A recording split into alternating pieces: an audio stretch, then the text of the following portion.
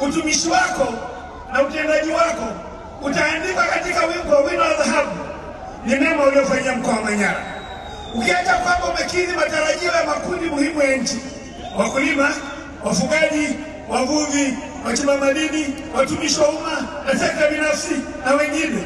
Lakini wakati tulipopata janga la Katesh, jana mwanao Asia ameeleza kwa niaba ya wananchi wa Katesh na kwa niaba ya wananchi wa Manyara: ndugu Rais, ulitendea mema, ulikatisha ziara yako huko nje, na tukio lilipotoka ulituma waziri mkuu na serikali nzima ikahamia Katesh, na wewe mwenyewe ukaja.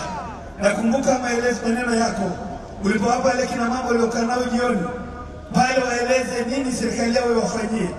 Walipokuambia mama, hatuna chochote, mpaka vyeti vya elimu hatuna, mpaka matumaini sasa hatuna, nguo hatuna, unatuachaje? Mama ulisema niko na ninyi leo kambini na nitaendelea kuwa na ninyi hata mkitoka kambini.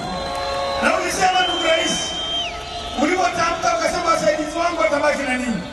Ulipoondoka kaja kujenga nyumba na kujengea nyumba na kurejesha miundombinu yote ya Katesh. Mama uliifanya kwa haraka na kwa kasi ambayo haina mfano.